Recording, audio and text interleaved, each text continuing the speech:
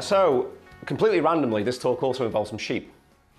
The 4 volunteers will be playing the roles of sheep later. Would you like to come up to the front now and to get your scripts? Yeah. Oh, thank you. So, as your first, I have the dubious honour of being Otto. Otto. Assuming it would make sense for you to be Marietta. Oh, okay. Yeah. Which one of you wants to be the Kermigan of the group? The naysayer? The naysayer? Yes, it is. It's got to be you, Ray. And you can be Jerome and Curly. So you have two spots, but either one of those characters. If you want to put on a different voice for both of them, it's fine. Come on, Glenn, face the audience. So the reason why we've got these people that there'll be a bit of an introduction, then we'll get into the amateur dramatics. It's quite a dry topic, so I'm hoping that this might help to line it up. It's from this book. Very thin, very light-hearted. It's a lot of fun. Anyway, as it's a room full of people that stuck their hand up saying we do Scrum, I'm assuming I don't need to do too much talk about what a retrospective is. We've all heard of one. We've been in one. Okay, have we been in a bad one? Yeah. This talk is about those kind of things, yes. We're talking, specifically, it will be when we get into the debate and the discussion that goes nowhere. Those problematic retrospectives, they'll be the ones that we'll be looking at. We'll be talking about why perhaps this is an issue. It's a problem with our language, I'm going to postulate. Okay? The amateur dramatics for these 4 wonderful volunteers. We will then look at the dry subject, the logic tree. Okay? And it's going to feature Boolean logic. I hope that's okay for most of you, being technical-ish. We'll talk about how we sense check that and then some patterns of success. The reference books, this slide will be repeated if you like it. This is the language book, this is the amateur dramatics, and this is the dry stuff. It's a very good book, but it's not a page turner. Arguably it's the best book there, but still. All right. So we have a regular team activity. We're going to look at what's happened in the previous 2 weeks, or however long your iteration is, and look for ways to improve. Hopefully, evidence-based. Usually helps. We want a frank and honest discussion. How many people have regular safety checks in their retrospective? Okay. An anonymous activity where you put a number between 1 and 5 on a post-it and fold it into the middle. If it's 1, you're on your best behaviour. You're meeting your spouse's parents for the first time. If it's 5, you're meeting up with a long-lost friend and you've had a few drinks and you're going to talk about anything and everything. So 5 is good, 1 is bad. So it's an anonymous check to make sure that the room is safe for people to speak their mind. And then we're going to implement these experiments. Do you have enough slack in your process to run these experiments? How much time are you going to do, which is not directly related to your job? Some points. Typical format. People follow the mad, sad, glad, or good, bad questions format. You put post-its up about some events. We'll group them into themes, maybe do some dot voting, work out which ones are the most important, pressing things to discuss them, and then this is where it breaks down sometimes. Because we need to debate and decide how we're going to improve things for next time. So, it's the debate bit. Oh, sorry. Debate and language. Before I start, what's wrong with this sentence? I forgot about this slide. Okay. Any advance? It's quite long. We'll come back to that. We'll come back to that. We will revisit this sentence later on. Okay, very good. I'm not supposed to get it. But if the nets are full, the fishing will be good. It's kind of long. Thank you for stealing my thunder. Yes, that is the issue with that sentence. We'll come back to that in a bit. However, when we say that, we've put these problems down on our post-its, we've found the surface issue with them, we've got a resolution for it, let's go. It's not always the case. Some of these problems, particularly if they are pernicious and have been at us week after week, are a little more systematic. So the first book, Metaphors We Live By, has this as its core argument. It's that metaphors aren't just there as a literary device. It's not just there to enrich our poems or our prose. It's fundamental to the way that we think. It's fundamental to how we learn. And extended metaphors that run through concepts make us behave in such a way. What's the extended metaphor here? I'm so meta.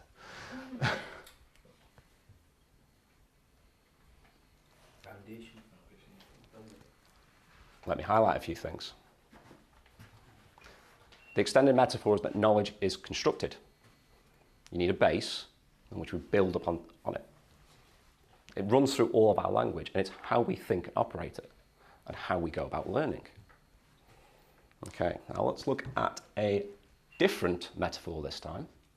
That is for debate, discussion that happens in our retrospectives. Can anyone spot the underlying theme here? Combat. Indeed. Combat, war, battles. Which infers that there's a winner and a loser. And now if we have a professional disagreement in our retrospective about the best way to go, we might subconsciously get into a fight about that. A debate where we're trying to win rather than the true aim of a debate, further our understanding. It's not to say that anybody does this willfully or maliciously. It's unintended, but it's a consequence of how we think about it. So, that's the second mistake that I see quite often. Trying to win the argument rather than solve the problem. If you're trying to win the argument, you've now got two fights on your hand. You've got the issue, and you've got defeating your adversary. So, let's get onto the light-hearted bit. This is about a flock of sheep. I swear, this is completely coincidental. In case anyone isn't aware, this is a wolf, okay, or approximation of one, and this is a sheep. Okay, so typically wolves like to eat sheep. Any questions so far?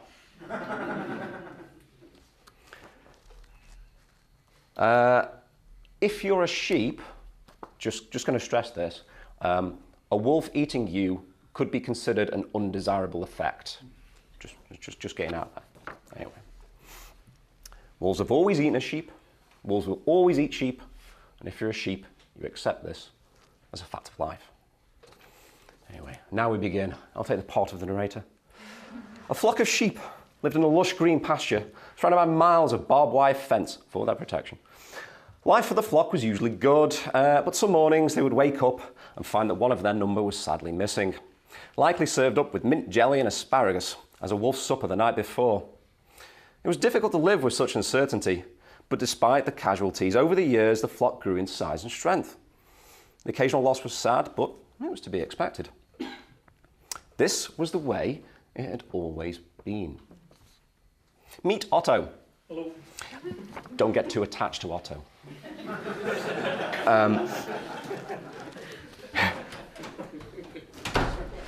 Hello, Otto. He's saddened by the flock's resignation, and he has a plan. Perched on a hill, he describes the vision to his flock. I have a dream of a day when not another sheep will ever die to become breakfast for a wolf. You've set the bar now, haven't you? Yeah. Good luck, everybody. Shep. Way, man, that's absurd.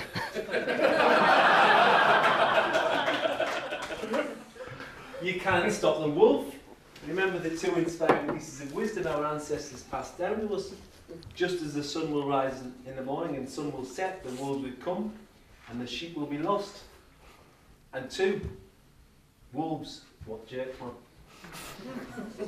Indeed, I believe we are to be commended. We have prospered beneath the shadow of the wolf. Just look at how many of us there are. As long as the wolf is present, our strong numbers tell us only a half-truth. We tell ourselves that we are strong, so we won't have to face up to the ways we are weak. We all say the wolf cannot be stopped, but how do we know this is true? Not there. Just turn over the sheet, lad. They're double-sided, by the way. Probably should have mentioned that. Thanks. Sorry. And drum. Aye, that's right. But the wolves used to always come, man. Then the fence was built and it stopped them for a while. But they must have learned to jump over it, because wolves learn pretty quickly. Then we must learn even more quickly. We must make learning an ongoing part of life in the flock. We must become a learning flock. But we do. The other day I learned how to pull a thorn out of my hoof with my teeth. And I learned how to dig a hole. Watch. I can push rocks around with my nose. That's a start. Brothers and sisters, we should share these learnings for the benefit of the flock. But to thrive in the shadow of the wolf, it's not enough. We need a different type of learning if we're to become a true learning flock. The flock fell silent and looked at the ground, sheepishly. They were trying very hard to understand. What if we slept in a circle? Go on. Okay. Well, if we slept huddled in a circle, when the wolves come, it'll be harder to pick one of us up. Well, that doesn't really understand the problem of the wolves coming in the first place. Yes, yes. Tonight we'll sleep in a circle. Learning might be good after all. Otto felt that the flock was being a little reactionary. Nevertheless, he was pleased to see them united in a single purpose. That night he thought to himself, at the very least, I could stay awake on guard duty tonight. But when the flock awoke the next morning, Otto was gone. Take comfort that he went to a better place, alongside Lassie, Old Yeller, and Bambi's mother. So, there was a brief interlude. One moment here. Where it says interlude. So, mistake number 3. Marietta tried to point this out. The root cause is the wolves coming. The circling to make the sheep a little safer is not addressing the core issue. So we're going to leave sheep for a little while, and now we'll talk about trees. Honest, this is all to do about retrospectives. But logic trees, onto the dry stuff. A very simple form. So this particular tree is known as a current reality tree. It's one of the thinking tools that goes alongside the theory of constraints, if anybody's heard of that before. Show of hands, yes, no? Cool, more than I expected, awesome. So this is the state of what things are, right? So we're trying to get to the truth with this. This little thing in the corner is a T, it means this is true. And here's some Boolean logic, so if this is true and this is true, then this is also true. So if wolves can get to sheep, and there are wolves, the sheep will be eaten. Okay, very simple. I've used a tool called flying logic to draw this, hence the watermark. Might be the free version. So we start to build this up a little bit more with some of the information from the story. So we put a fence in, and for a while, that stopped the sheep being eaten. But, as Shep said, the wolves must have learned to jump over the fence. So they got there and they're eaten. So when they couldn't jump over the fence, the sheep were fine. Unfortunately, they learned, because they're strong and they learn fast, so they learned to do that, and then the sheep were being eaten. So this trite example is trying to make sense of all the conversation that's been happening in a complicated situation. In the real world, they look far scarier. We'll pay attention to this one here, this big mess. It says there's a large number of mistakes related to expiration dates. And some of the causes to this is expiration dates must be interpreted by employees. Data is entered into the warehouse management system manually, and manually entered data has a high error rate. Those things combined lead to lots of mistakes. However, if we can validate one or more of them, it might be able to mean that this undesirable effect never happens. However, there might be something lower down the chain which is responsible for yet more things going wrong. So we can explore these things. Back to the sheep. So, Otto has just sadly met his maker. Hey man, Otto was a kind sheep. Give us a vision of a better future. His fleece was white as snow. It's these wolves, it's all their fault. What are we supposed to do? They're smart, they're strong, they cannot be stopped. If only that bloody fence was high so they couldn't jump over it. How come the wolves only come some of the time and not all of the time? The wolves are smart and they can jump over the fence anytime they want. How come they don't come every night? If I were a wolf, that's what I would do. I would feast on sheep all the time. Maybe the wolves aren't as unstoppable as we think. Something is stopping them, at least some of the time. What do you get? I'm saying the same thing that Otto said. We must learn. We must do it together, and we must learn faster than the wolves. But we've tried being a learning flock already. Look where it got us. Look where it got Otto. That's because we've only just started. Look at what just happened. We tried something different, but the results we got were the same. What does that tell you? It tells me the narrator's part is not paying attention. Everyone had to admit it was a pretty good question, but no one had an answer. Well, it tells me that it isn't enough just to change the way we do things. We must also broaden our vision, see the bigger picture. We need to learn how to learn differently. How? We can start by doing 3 things. 1, remember Otto's vision. Someday, not another sheep will ever die because of wolves. From now on, everything we learn must lead us toward Otto's vision.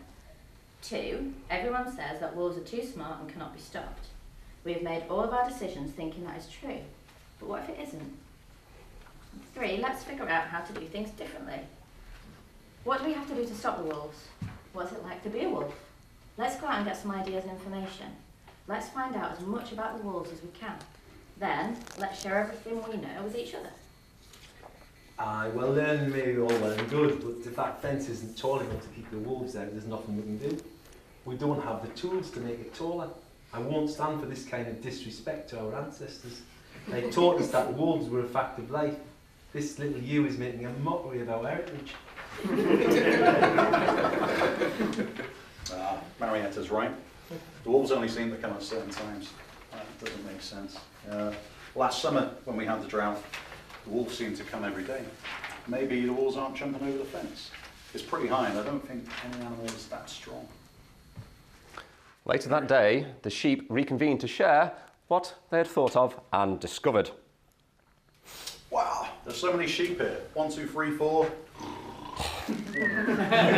Friends, we gather here today in the memory of our friend Otto and his vision to eliminate 100% of wolf-related deaths. Does anybody have anything to share? The sheep engaged in a dialogue on whether a wolf could really jump over the fence.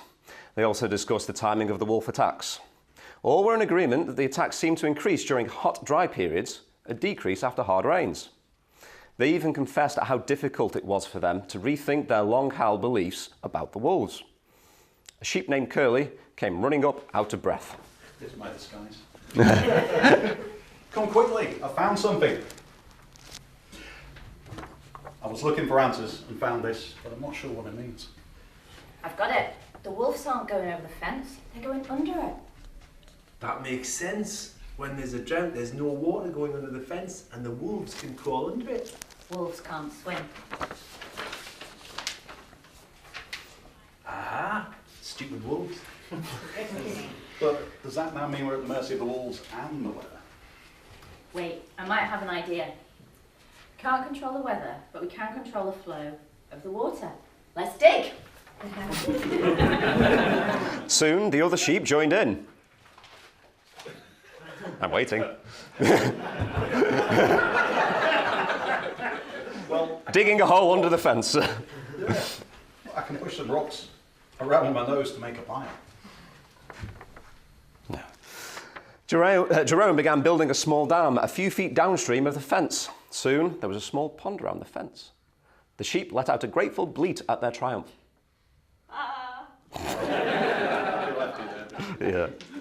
In the weeks and months that followed, the wolves stopped coming, the sheep stopped disappearing, and the fear was gone. I'm so glad we became a learning flock. Thank you very much.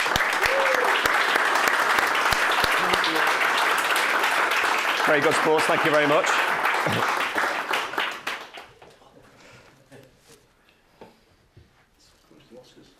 Yeah.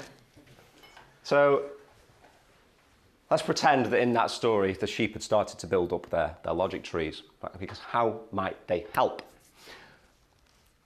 It takes it away from a debate. It takes it away from me versus you. It takes it away from me trying to convince that my idea is better than your idea. Right? Putting something on the table or on a whiteboard and getting people focused around it has them focused on the problem and solving it. So it's what we're like. It gives us something visceral to work with as well. We can start to see where our assumptions and misunderstandings might lie, and any kind of miscommunication that we might have, because as we saw in the first sentence, language can be a little bit fuzzy and flaky, and we open to interpretation. Check our logic. So, building upon this, this was where we were before the interlude. Now we started to notice that the wolves don't come all the time. In fact, there's something about a period of drought that does it. This feels off. It's evidence that we've got that we all agree with. It's observable and it happens. But where's the linkage? Well, let's figure it out. So we go away and try to find some evidence and we build it up. The fence crosses a stream. It's much further down than it was up there.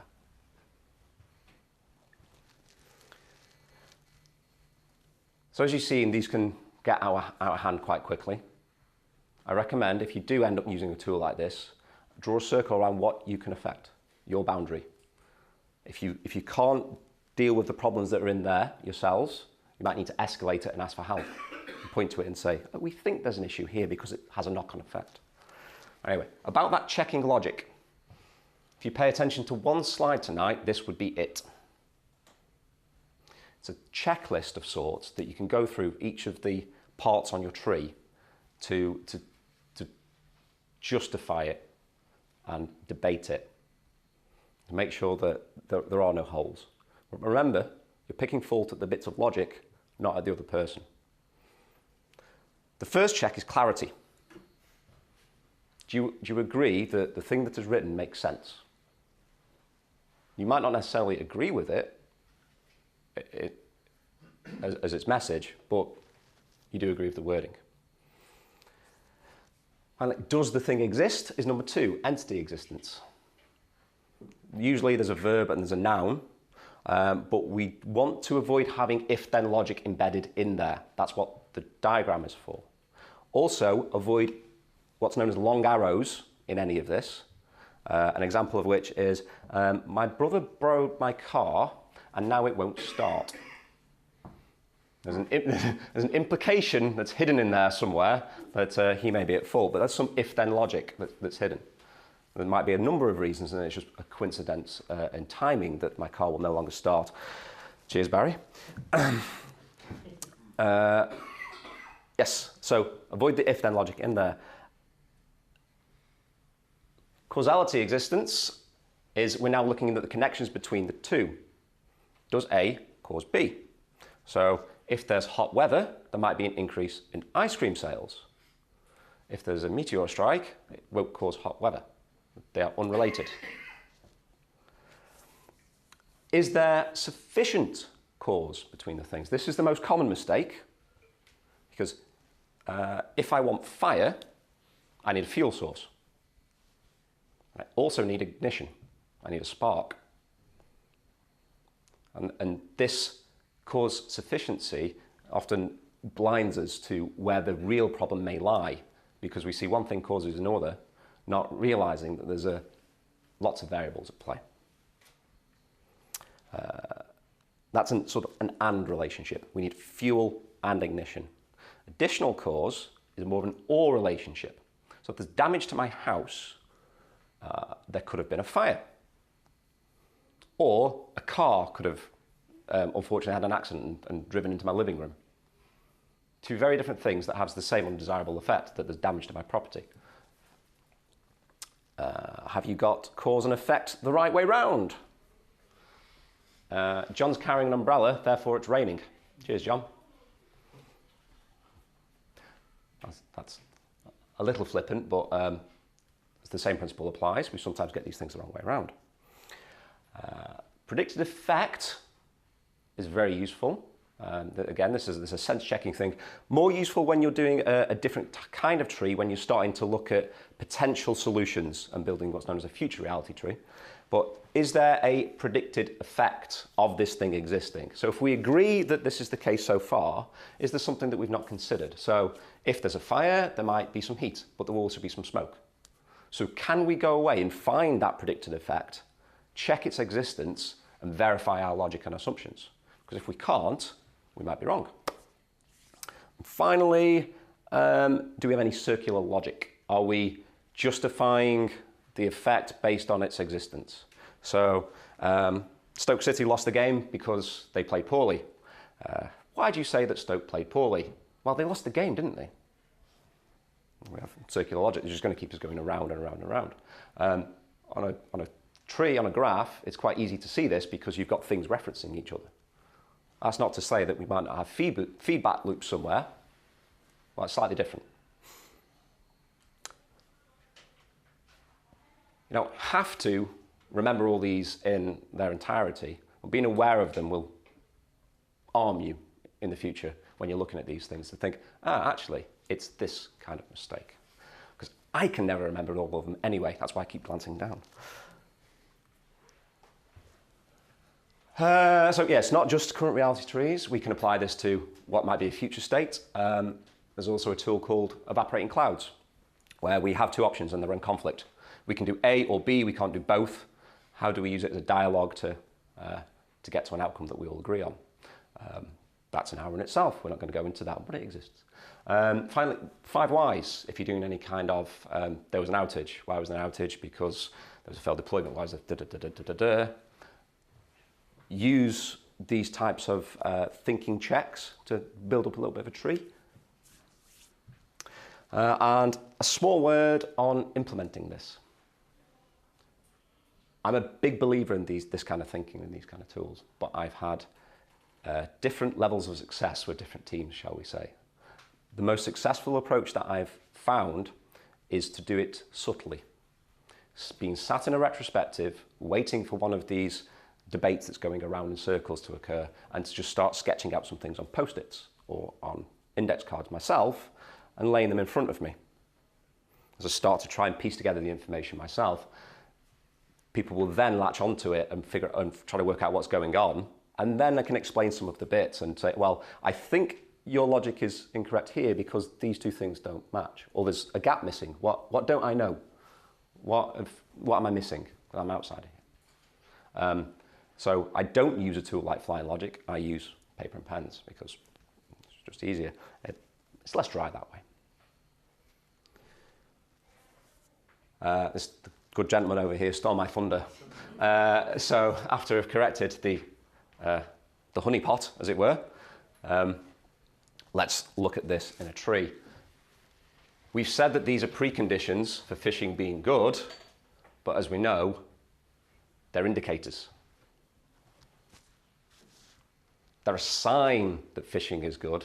They're a predicted effect of fishing being good. There's actually other causes that might be. Which there might be high fish stocks, the fish are hungry, etc. And that leads to it. But we've got the cause and effect the wrong way around. John carrying the umbrella isn't the reason it's raining.